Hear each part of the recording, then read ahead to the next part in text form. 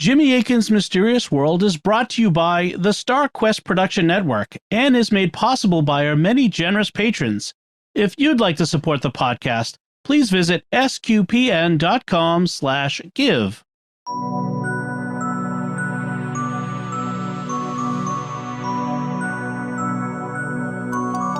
You're listening to episode 248 of Jimmy Akin's Mysterious World, where we look at mysteries from the twin perspectives of faith and reason. I'm Dom Bettinelli, and I'm joined today by Jimmy Akin. Hi, Jimmy. Howdy, Dom. Folks, this is an episode we recorded a few months ago to thank our patrons at patreon.com/StarQuest for their generosity in making this and all our shows at StarQuest possible.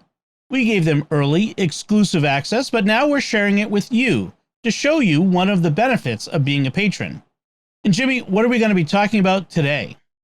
Today, we're going to be answering questions like, could pre-Adamites, meaning people before Adam, be aliens? What produces crop circles? How much of the Mass do you have to attend to fulfill your Sunday obligation? Does quantum mechanics imply the existence of God? We'll also be discussing planetary defense systems, the Max Headroom broadcast intrusion, Belgian UFOs, space, time, and heaven, demoniacs in the Gospels, and the souls of early hominids.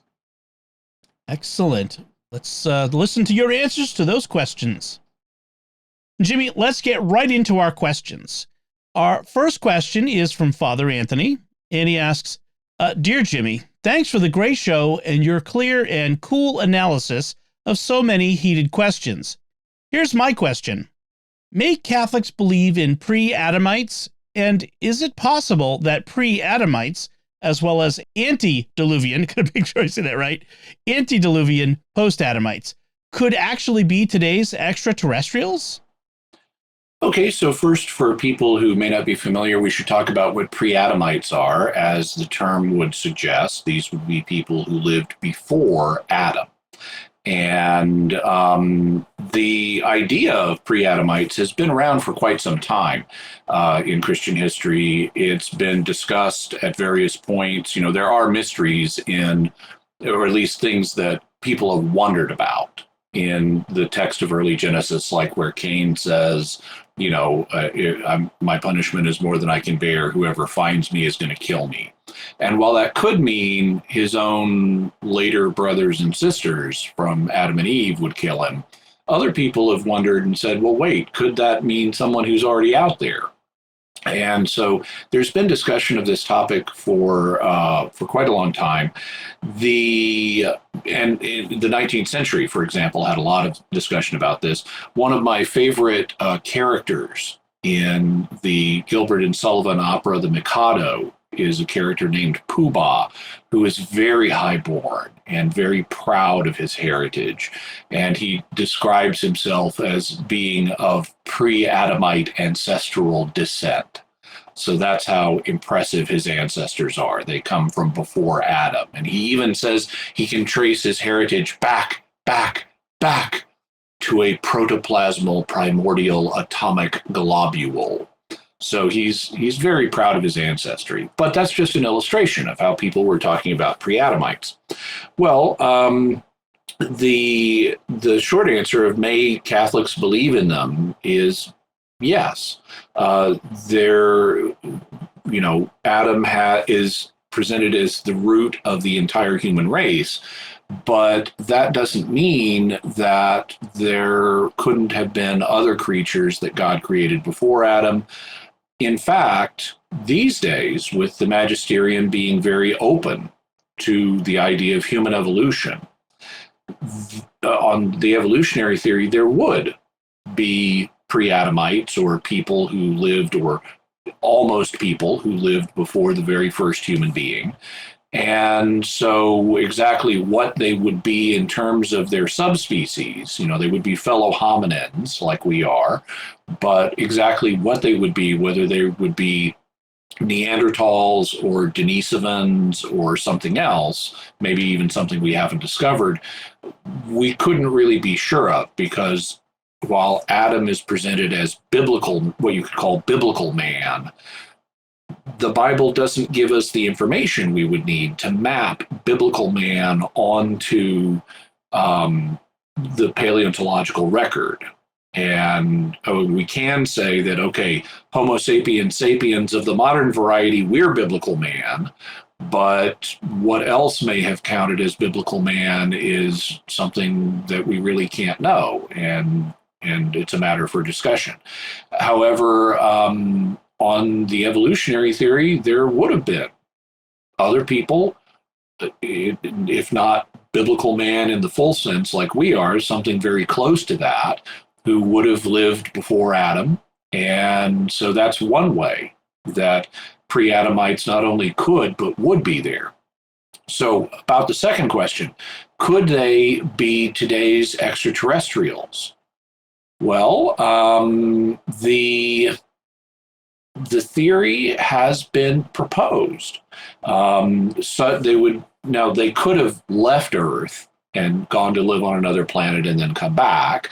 So that's one way they could be extraterrestrials. However, there's another proposal, which is that what we think of as extraterrestrials are actually a hidden race that lives here on Earth. This is known as the cryptoterrestrial hypothesis. And we will be talking about it in future episodes. It's one way of explaining why some reported extraterrestrials look so human, because maybe they're another branch of the human family that has been here. And in that case, they could be, these cryptoterrestrials could be pre-Adamites. The foremost advocate, or at least person who has discussed the cryptoterrestrial hypothesis in recent times, was a gentleman named Mac Tanis. And so we'll have a link to where you can read about Mac Tanis, and also for his book, The Cryptoterrestrials. So our next question comes from Father Jeff Horton, who asks, are all crop circles man-made, or is something else going on? Okay, so we'll have some links to where you can read about crop circles. One of the links will be to Wikipedia, but Wikipedia has a notable skeptical secular bias. The secular skeptics have really kind of taken over Wikipedia's paranormal pages, and they just diss everything. And it can be useful for hearing the skeptical side of things. So Wikipedia is a good resource for that, but you also want a little more balance. And so the British Society for Psychical Research a while back created an online resource called the Psi Encyclopedia. And it has, scholarly articles on these subjects that are deliberately balanced. They cover both the skeptical side of things and the side of things that is more open to paranormal phenomena. So we'll have links to both of those on crop circles. In terms of my own opinion, well, I think that, if you look at the crop circles that have appeared in recent years, some of them, many of them, are just extraordinarily complex. And my personal thought is that certainly I would be very confident that all of the super complex crop circles are of human manufacture. We've even had humans who have admitted that they had made crop circles. For example, in 1991, a couple of British gentlemen named Doug Bauer and Dave Chorley admitted that they had created a lot of crop circles. And when they were told, oh, you couldn't have, they display these properties you couldn't have made, they then showed how they did it. And yeah, in fact, they could do it.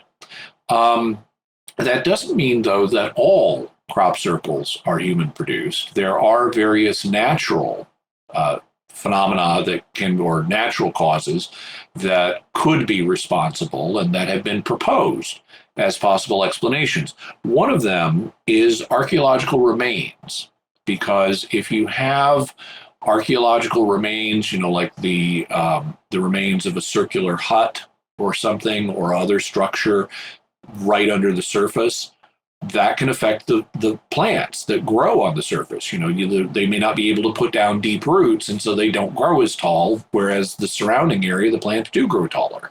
And that could be responsible for a kind of crop circle that would appear every year in the same spot and reflect the shape of whatever the archaeological remains are.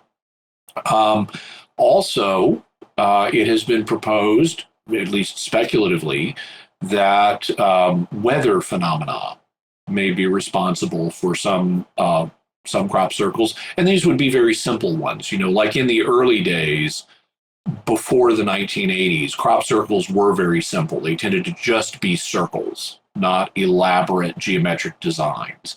And so it's been proposed that weather phenomena like tornadoes or ball lightning could, disturb the grass or the grain in a way that produces a crop circle.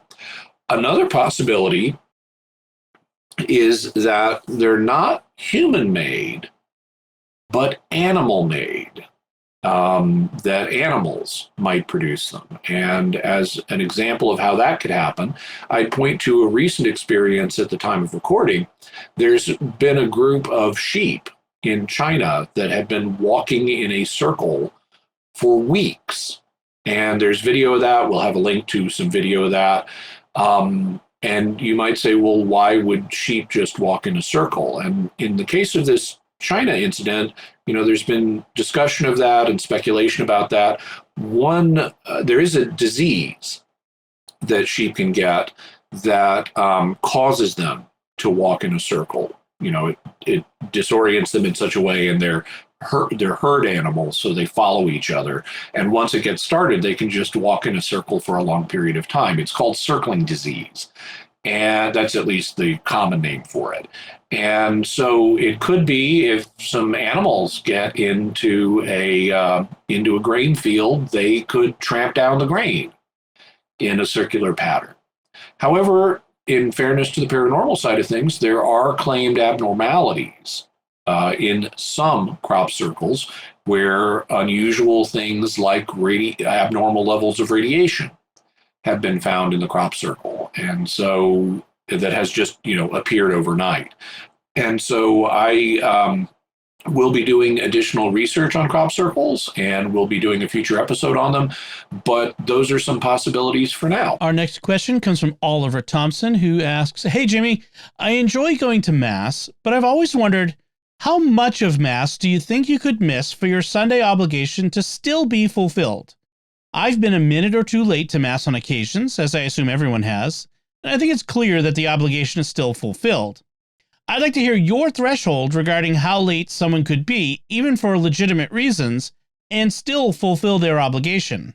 The same would go for having to leave early for a family emergency or the like. Thanks a bunch." So this answer used to be clearer prior to the Second Vatican Council. If you go back into the documents of the time, it's clear that what they really wanted you there for, to fulfill your obligation, was the liturgy, what we would call the liturgy of the Eucharist. And in particular, the canon of the Mass, which is the Eucharistic prayer. If you left, after communion, that didn't invalidate your obligation. And if you got in as late as the beginning of the canon, that would be okay. But they really wanted you there for that part. With the Second Vatican Council, they wanted people to be there not only for the liturgy of the Eucharist, but also for the liturgy of the Word that precedes the liturgy of the Eucharist. And they didn't want people scrupling about exactly how much you could miss and stuff like that. So when they rewrote the law, they didn't really focus on the question of how much can you miss, or what do you have to be there for. They just said, go to Mass. And they didn't really specify parts of it beyond that. These days they want us there for the whole thing, but they do acknowledge that there are legitimate excuses. So if you are a couple minutes late because of traffic, or whatever reason, you don't got to go to a whole nother Mass. It's okay. If you need to leave for a family emergency to take care of that, a few minutes early, you don't got to go to a whole nother mass. As long as you're making a good faith effort to be there, and there's you're not just blowing it off and saying, "Oh, I don't care when I get there." You know, as long as you're making an effort to be there, you shouldn't really be scrupulous about this. If I have to answer the question, well, I would say based on principles from before the revision of the liturgy, if someone says, well, I got there really late, I missed the liturgy of the Eucharist, but I missed the liturgy of the Word, but I was there for the Eucharistic prayer, did I fulfill my Sunday obligation? I would say yeah, because that's what's always historically been what you needed to do in order to fulfill it. Even then, though, like let's say you're at mass, you're there, it is during the Eucharistic prayer, and something happens, maybe a child starts screaming, or your child starts screaming, or something else, and you've got to step out of the room during the Eucharistic prayer. That's okay. That's a legitimate excuse. The church recognizes excuses. If you've gone down to the church and you've been there during the Eucharistic prayer and you had to step out for a couple minutes, that's not going to invalidate either. So I would say as long as you're making a good faith effort to be there, and as long as you're there for, a substantial part of the liturgy of the Eucharist, you're fine in terms of fulfilling your Sunday obligation. As the parent of 5 kids, I have spent many times where, as the Eucharistic prayer is beginning, even a child says, "Daddy, I have to go to the bathroom." And Yeah. what do? You just can't make them stay. So yeah, I've always thought that Mary and Joseph were parents. I think Jesus understands. Yeah. All right. Our next question comes from James Isabella, who says, do you think that the double slit experiment, in which electrons are shown to change their behavior simply based on observation, has any relevance to the idea of a creator? That somehow observation and intelligence are built into the universe itself? Well, this is an idea that's certainly been proposed. So there are various quantum mechanical events that occur, and quantum mechanics is interpreted in a bunch of different ways. Sort of the standard interpretation of quantum mechanics, and by standard I just mean it's the one that you get taught in school, at least historically, is known as the Copenhagen interpretation, which is sometimes summarized as shut up and calculate. Don't really worry about the ontological, metaphysical implications of all this, just run the equations. There are other ways of articulating the Copenhagen interpretation, but that's one of them. But there are a bunch of others, and some physicists have looked at how quantum mechanics works, and they've said, well, to me, it looks like you really do need consciousness to be responsible for some of these phenomena. And so you had physicists like Eugene Wigner, who have proposed there could be some kind of cosmic consciousness, like God, that is responsible for the different phenomena in our universe becoming concrete and actual. Now, Wigner was not a Christian, but he did, reason his way to quantum mechanics could imply the existence of a God or something like a God. And then, of course, the double slit experiment, people can look that up and see what that's all about for themselves. But that's an example of quantum mechanical phenomena where you fire particles like photons or electrons through a pair of slits, and depending on whether you measure them or not, they either behave like particles or they behave like waves. And it's the measurement that you take that determines their behavior. That makes it concretely one or the other, whether you take the measurement or not. And that's been seen as an example of consciousness interfering with the quantum mechanical process and making it take a certain form. So it has been proposed these days, but it's not a majority opinion. There are a lot of other ways of interpreting quantum mechanics, and these days, most physicists have, instead of been talking about consciousness being necessary, have been talking in terms of measurements being necessary to cause certain things to happen, or observations, which they define in such a way as a mechanical device can make an observation. It doesn't require it to be a consciousness. It could just be a camera, or some other measuring device, and it's the observation by the measuring device that is enough to produce the effect. You don't need it to be a conscious one.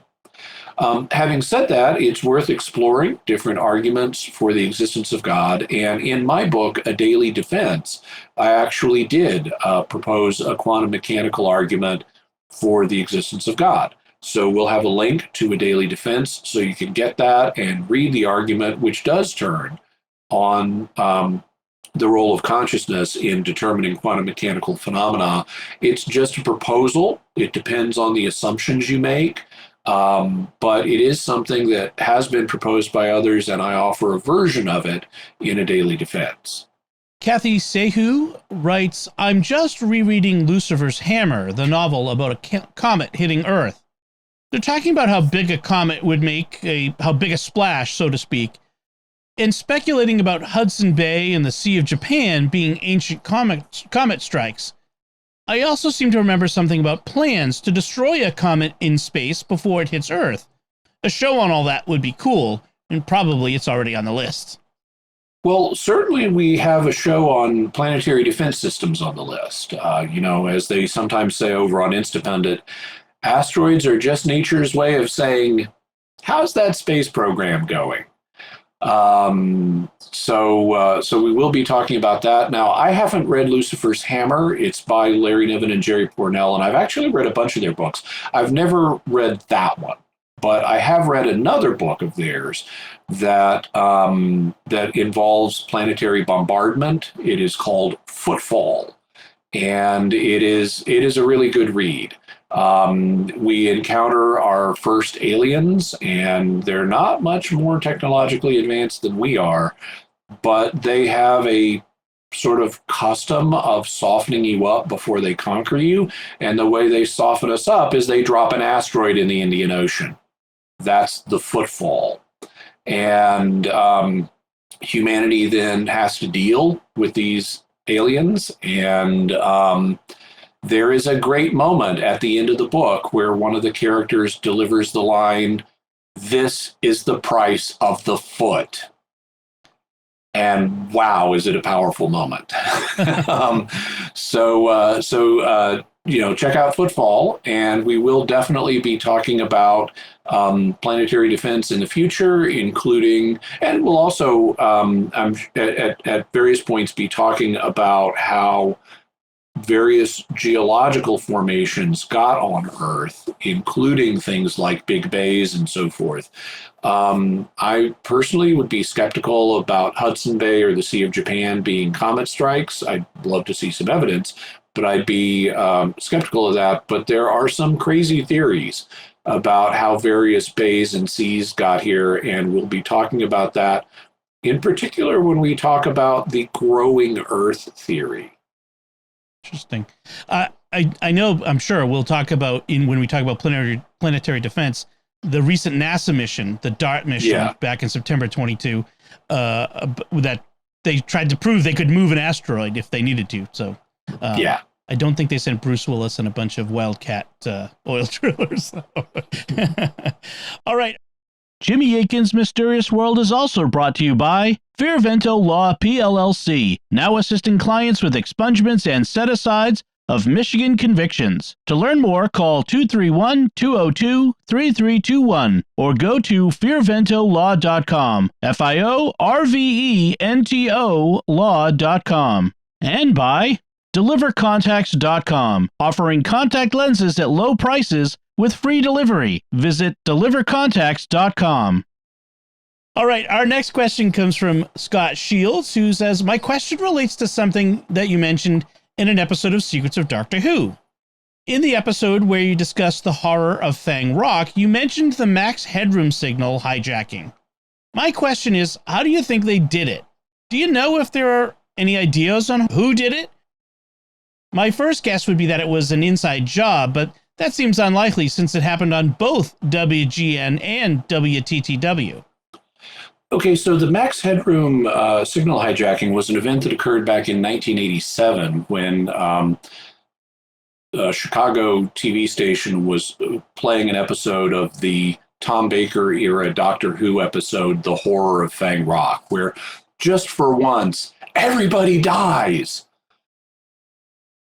And that's an inside Doctor Who joke.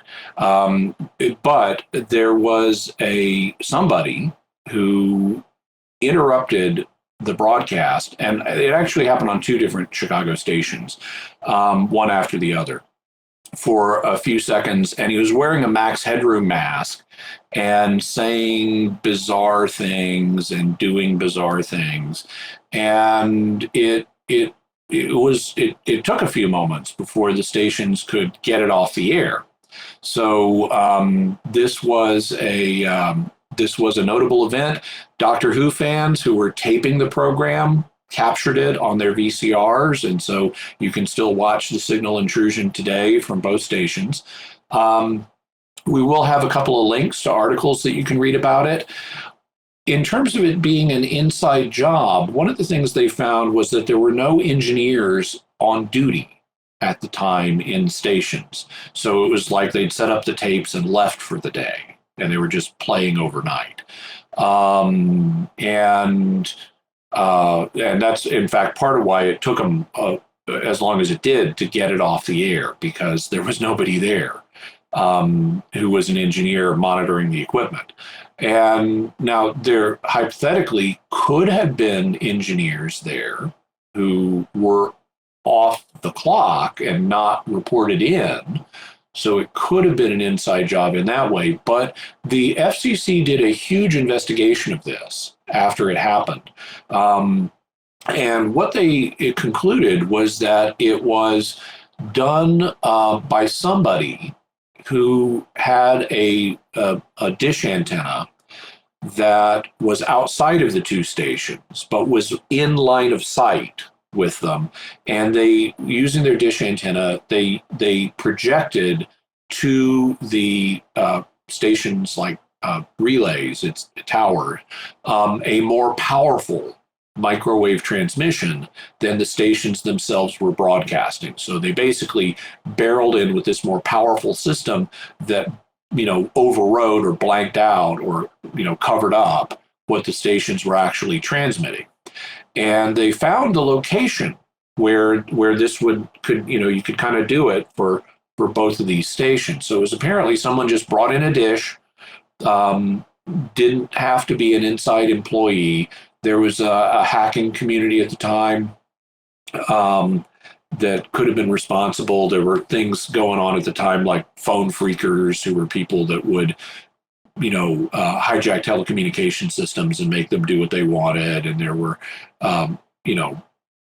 people with broadcast experience. I mean, it could have been a disgruntled employee or something, but it could have been somebody else.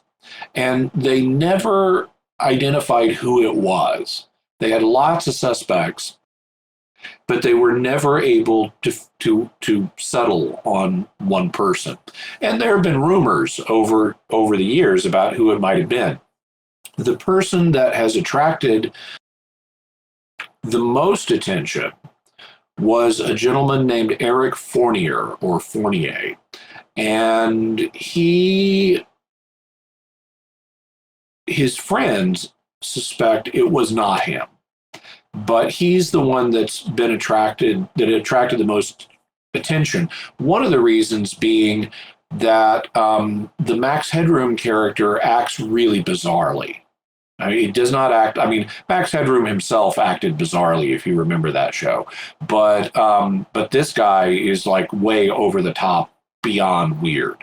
And Eric Fournier, or Fournier, also made videos that were cheap and way over the top weird.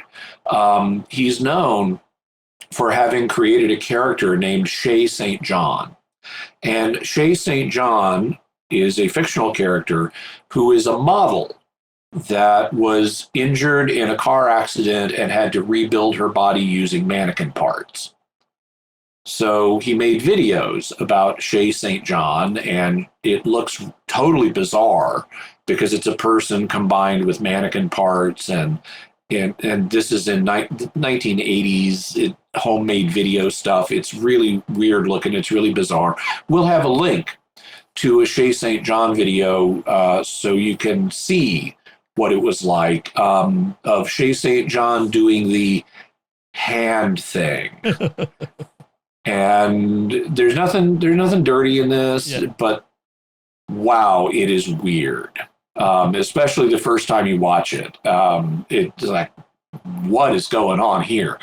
But because he made these weird videos, people thought maybe it was Eric Fournier.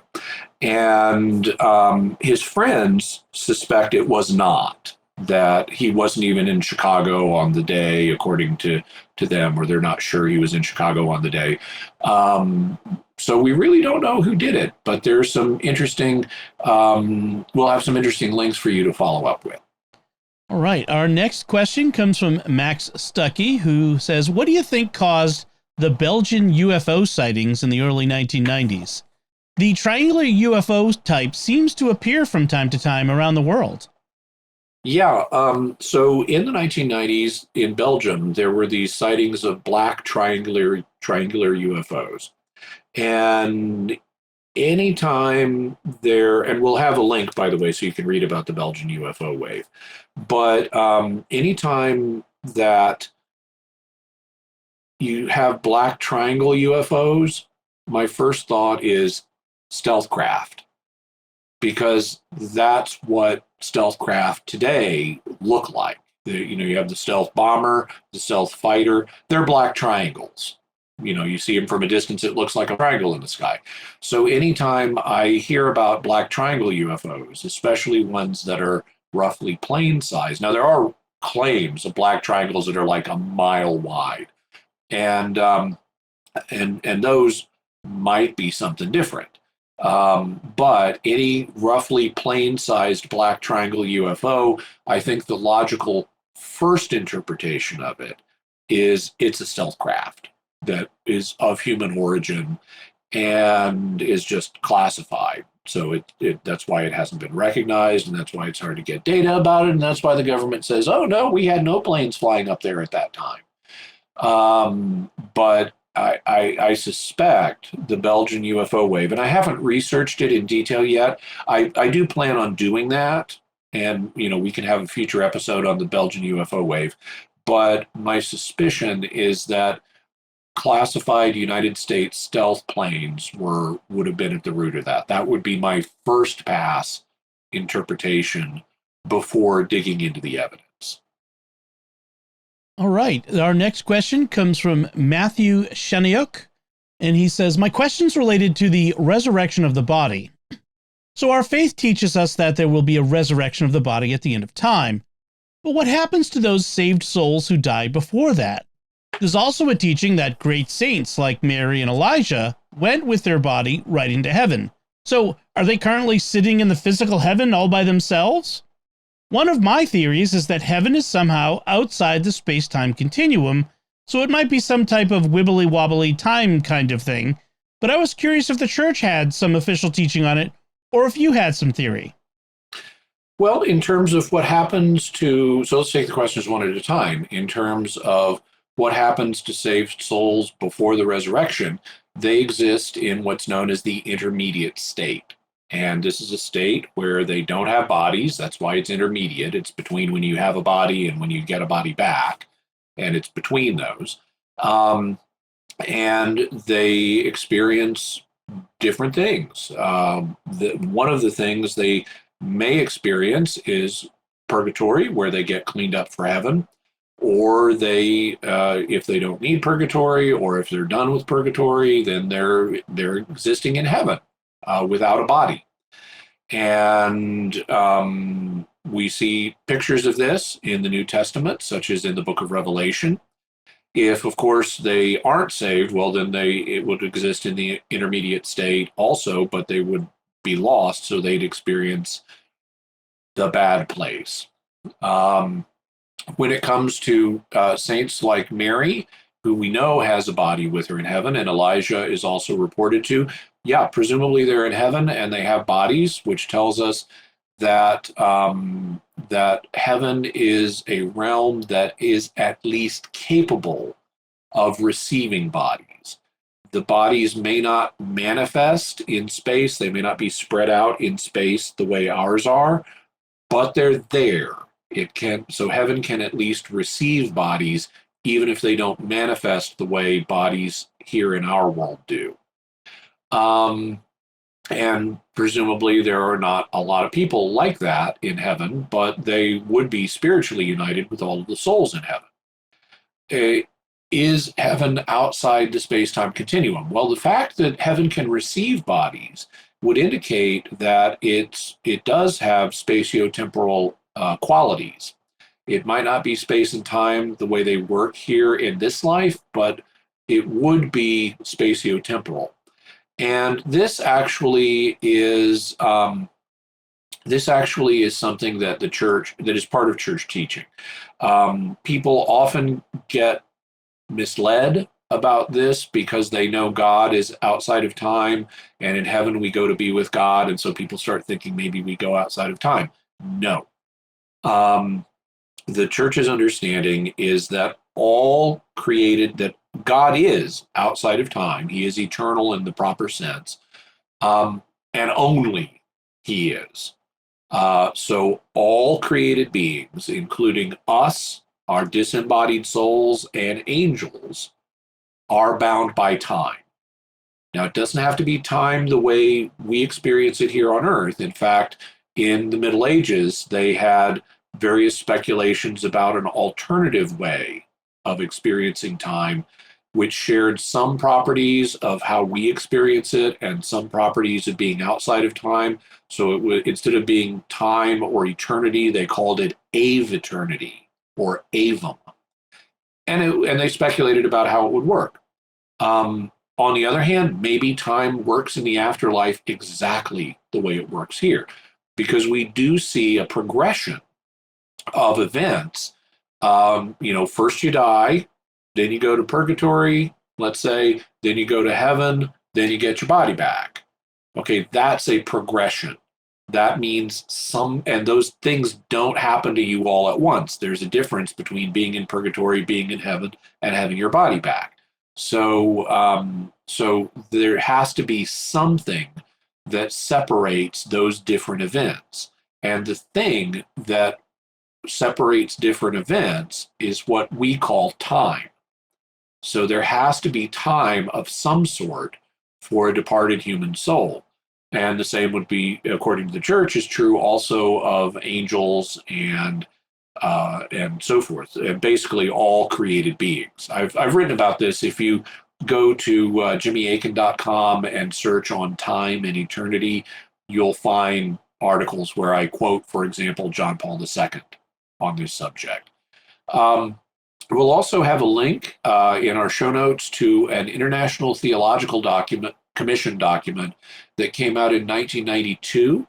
The International Theological Commission is an advisory body, so it's not itself part of the magisterium, but it's an advisory body run by the Dicastery for the Doctrine of the Faith.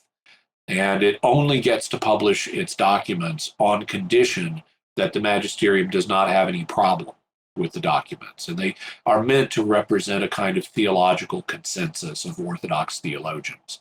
And in 1992, they came out with a document, or maybe it was 1990, they came out with a document called Some Current Questions in Eschatology. Eschatology is the study of the last things. It includes the last things of individuals, death, heaven, hell, purgatory, and so forth, and also the last things of the world, including the judgment and the resurrection at the end of time. So after the Second Vatican Council, there was all kinds of theological chaos. You had theologians speculating all kinds of different ways, including some theologians who were uncomfortable with the idea of a soul existing without a body. And so they proposed maybe there's no time and you just like jump directly to the resurrection. So there's no intermediate state because there's no time in the afterlife, and so wham, you're just there. Well, no, not according to church teaching and not according to the International Theological Commission. So they do in this document discuss the essentially time-bound nature of human spirits, and including in the afterlife. And so you can check that out and read that document. All right, our next question comes from Colleen Rudolph, who says, in your It's Always Demons episode, you said demon possessions are rare, but the Gospels are littered with demoniacs, especially considering how small the population of the area was at the time. What do you make of this? Well, I wouldn't say littered. There are a number of demoniacs in the Gospels. Actually, if you did a count, it's not that huge, but I mean, there aren't hundreds. Are there even a dozen? And I'd have to do a count to find out. But the Gospels are not typical of world history. For one thing, they've got Jesus walking around in them. That right there makes them atypical. So we shouldn't expect to be able to use the Gospels as a model for what happens everywhere in all ages. Also, miracles are happening in the Gospels even more than demoniacs. There's a lot more miracles in the Gospels than there are demoniacs, but that doesn't mean miracles are common today. One of the things you find when you study biblical history is that it tends to go in waves. There are certain periods that are very central and important to God's plan, and they tend to have a lot of supernatural activity happening in them. Then there are periods where there's nothing really, no changes in God's plan. Things are just kind of coasting, and there are lows in the amount of spiritual activity that are present in those periods. And you see this in the Old Testament, for example, with periods where prophecy becomes very common, and then it fades out, and then it comes back, and then it fades out. And so you have these highs and lows in prophetic activity. And an example of that is, for example, right at the beginning of 1 Samuel, where Samuel's a little boy, and God starts talking to him. And one of the things and he doesn't recognize it's God. And one of the things that it points out is that the word of the Lord was rare in those days. This is something the inspired author of 1 Samuel tells us, is that the word of the Lord was rare when Samuel was a boy, and people were not frequently getting visions. But then within Samuel's generation, when he anoints King Saul starts going down the road and meets a company of prophets that are all prophesying at once. So obviously this has become much more common. And of course, the shift into the monarchy, where Israel previously had not had a king, now they've got one. That was a shift in God's plan of the ages, because it's setting us up for David, who in turn sets us up for the Messiah. And so you see this burst of supernatural activity in connection with the birth of the Israelite monarchy. And it's only natural when Jesus comes, there's going to be another burst. That's why charismatic gifts like prophecy and speaking in tongues and healing were very common in the first century, and less common, but still reported in subsequent centuries. Well, when the forces of good are being extra active, that's often because the forces of darkness are correspondingly being extra active, and the forces of good are meeting the challenge. So, the devil, knowing the time for Jesus to come is near, and God's plan is at another crucial turning point, he's going to be extra active. I mean, we have evidence from the Gospels of the devil being extra active. You know, he appears to tempt or test Jesus. Also, he's got his angels, his legions, that he's, if this is the time of the Messiah is going to be doing stuff. He's going to ultimately thwart our plans. This is the time, all demonic hands on deck. We need everybody working against God's plans right now in Palestine, because the most important divine event in history is occurring now. And so I think that the reason that we have as many demoniacs as we do in the Gospels is in part because this was a major shift in God's plan. Jesus was here, and the devil was correspondingly more active to try to thwart God's plans. All right. And our next question comes from Guy Cappuccino, who writes, "Hi, Jimmy. Homo sapiens appeared approximately 300,000 years ago. But Approximately. Approximately. And is there any way to know when God imbued man with an immortal soul that will transcend physical death? It's always seemed arbitrary to me where a distinction would be made in the evolutionary process of mankind as to when an immortal soul would be present.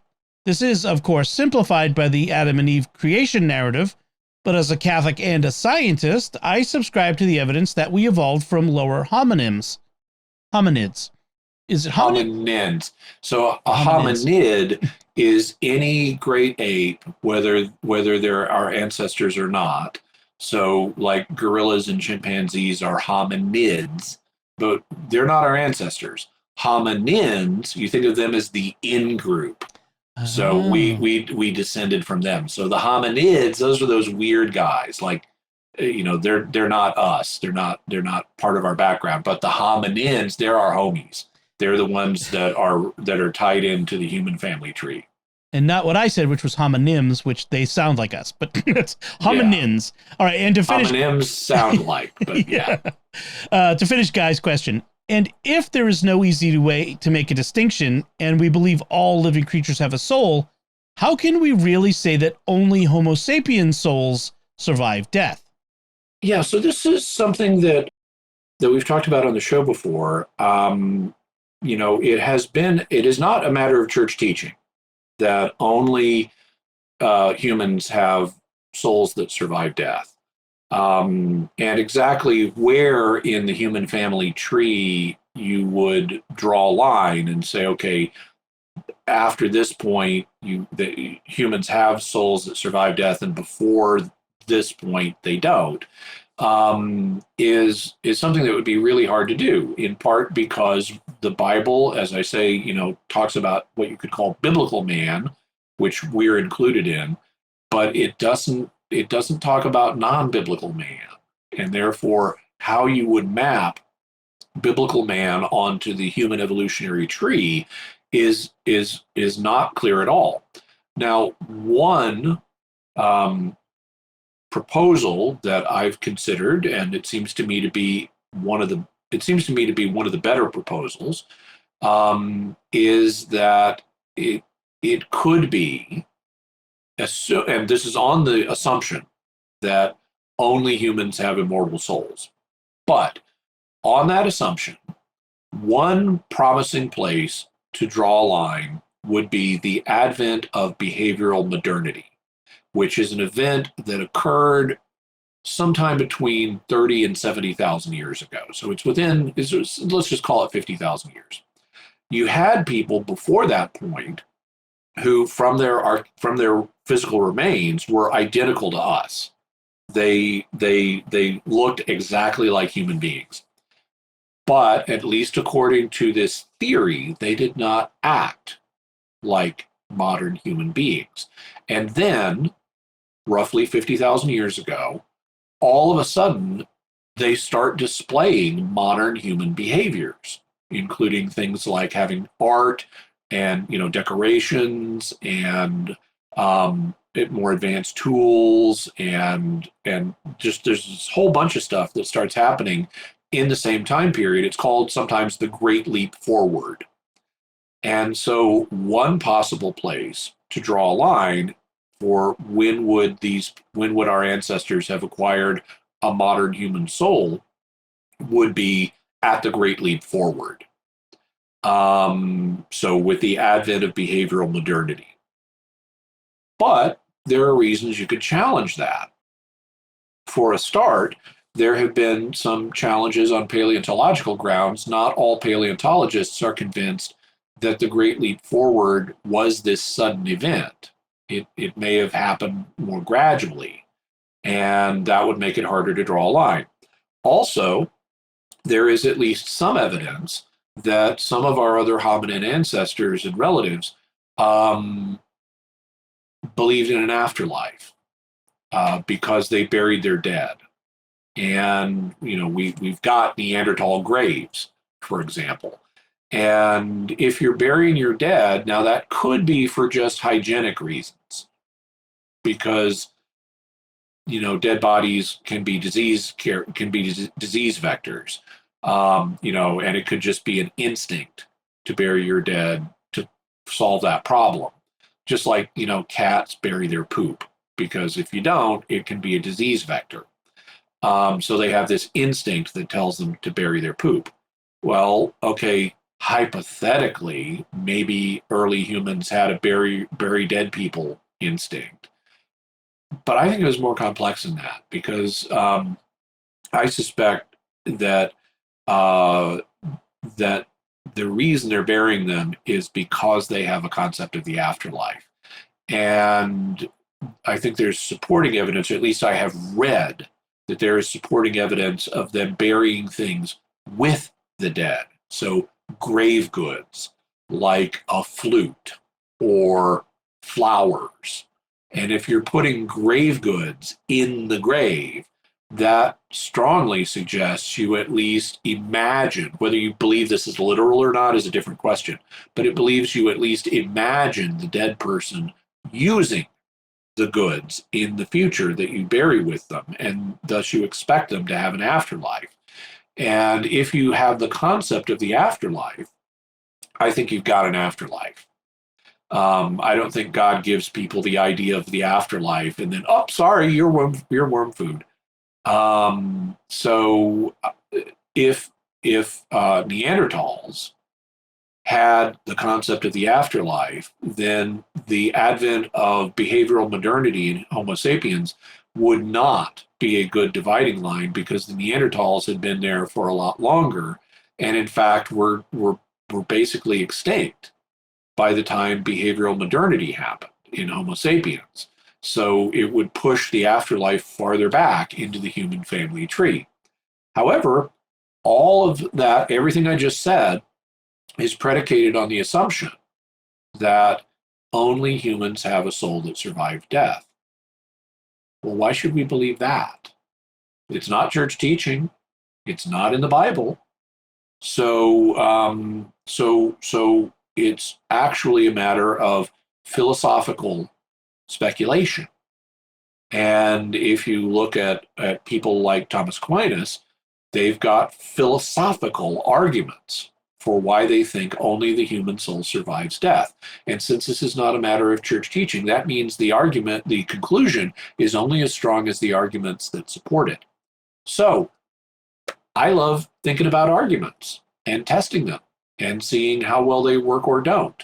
And so back in episode 203 of Mysterious World, I tested those arguments. And I concluded they're not really impressive.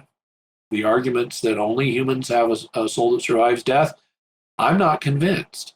And in fact, as I also discussed in episode 203, we've got some evidence that at least some animals survive death. And this is, big shocker for people who don't know it, this is empirical evidence.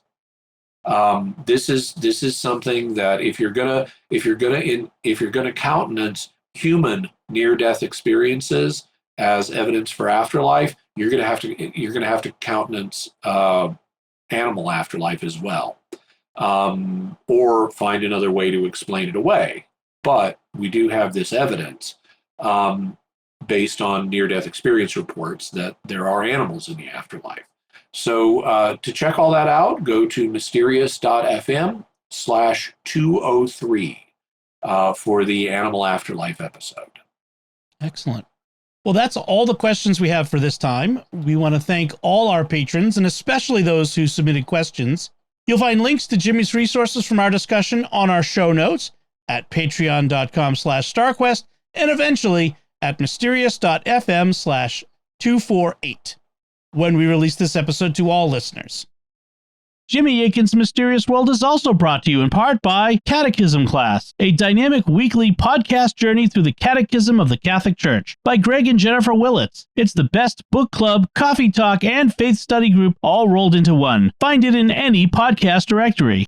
Jimmy Akin's Mysterious World is also brought to you by Tim Shevlin's Personal Fitness Training for Catholics, providing spiritual and physical wellness through personalized nutrition, workout and prayer programs, and daily accountability check-ins. Learn more by visiting fitcatholics.com.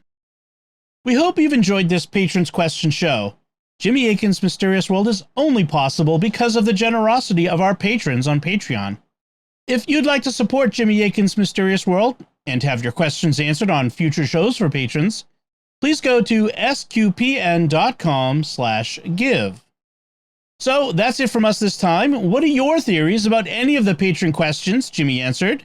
You can let us know by visiting sqpn.com or the Jimmy Akin's Mysterious World Facebook page, sending us an email to mysterious@sqpn.com, sending a tweet to @mys_world in the StarQuest or in the StarQuest Discord community at sqpn.com/discord, or call our mysterious feedback line at 619-738-4515. That's 619-738-4515.